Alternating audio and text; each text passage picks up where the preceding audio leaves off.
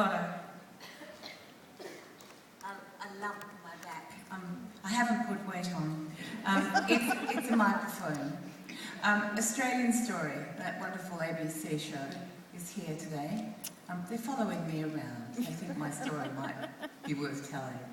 I think if we can get mention of some of our concerns on Australian Story, that would be fantastic. So,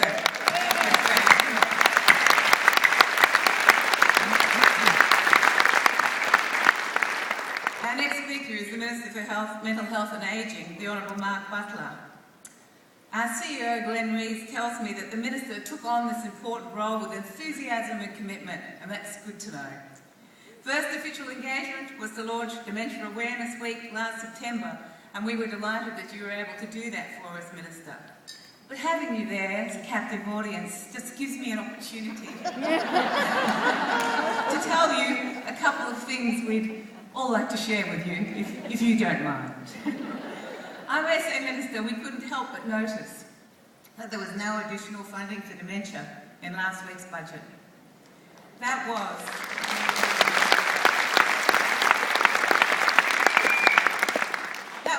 is a huge disappointment, especially as the number of people with dementia in our country is increasing so rapidly.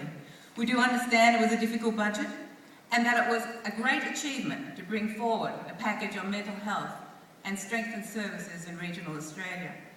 But I sincerely hope the mental health package assists those in need of psychogeriatric care. We're excited at the prospect of changes in aged care, Minister, that will better match the needs of older people to services through greater consumer choice and flexibility in services.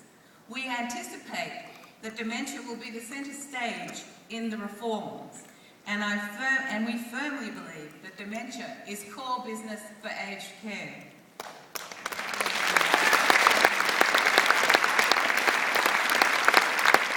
We very much appreciate your being here with us today. Ladies and gentlemen, please welcome the Honourable Mark Butler MP, Minister for Mental Health.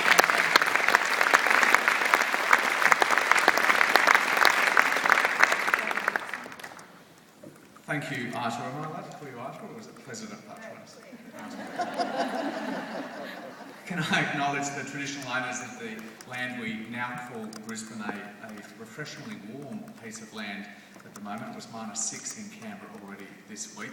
Also, obviously, acknowledge Her Excellency, the Governor-General and Mr Bryce, and thank you for a wonderful contribution to the opening of today's conference, and to Glenn Rees and to Victoria for having us in Queensland, and particularly to all of you delegates for taking time out from the things that you do day to day to come together and develop some ideas for the country to do better in the area of dementia. And also see Peter's Hawk, I see up in row 4.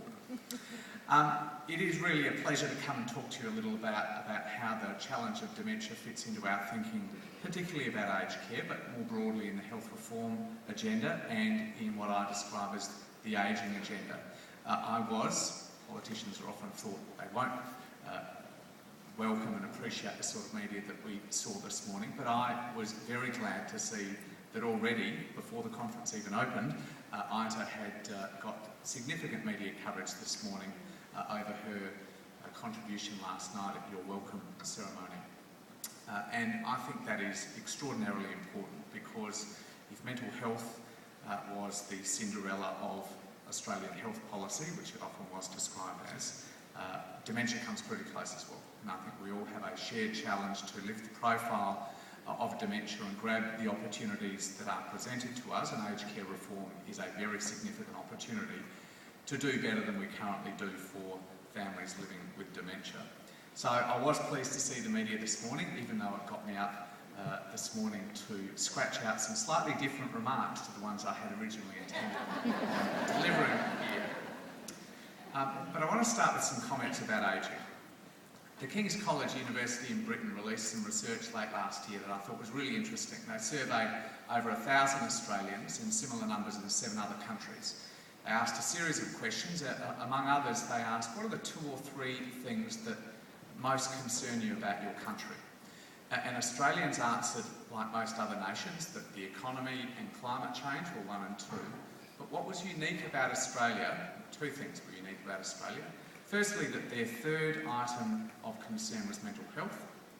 35% of Australians nominated mental health as one of the 2 or 3 major challenges facing the nation. And the fourth was ageing. 31% of Australians nominated that. Far and away a higher response than comparable countries with similar demographic profiles. I think it was 20% in Britain, with a much higher median age than ours, and only 7% in the US, with a very similar demographic profile to Australia. So something is happening in Australia to promote awareness and understanding, and probably even concern about the challenge of the ageing of Australia. And I think that has a lot to do with the impact of the intergenerational reports the Treasury has published. If you've read them, they paint a frightening picture of our fiscal capacity to deal with, on average, a much older population with a different dependency ratio, as they call it, that is, the number of people currently or then paying tax compared to the people who are out of the workforce relying on significant government services. And I've said this a couple of times before, but I am frankly sick of the approach that economists particularly take to the question of ageing, as if it is at best an inconvenience and at worst a downright problem. We need to find a much more positive frame about ageing. We need to find a much more positive frame. It is only 100 years ago that Australians died on average in their 50s. And I don't want to go back there. We worked for a long period of time.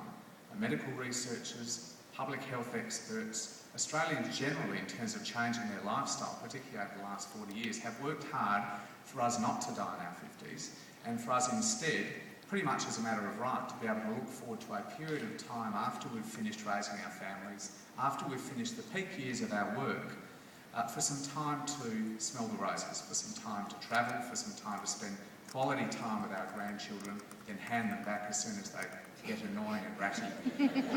But for us to do a little bit of study, for us to maybe do some part-time work and volunteering and such like. This is something that should be celebrated. It's one of the great achievements of humanity and really deserves a much more positive frame. It does have its challenges, and the Treasury focuses significantly on the fiscal challenges. But it also does have challenges associated with a spread of diseases associated with ageing. And the principal one among them, as you know, is dementia.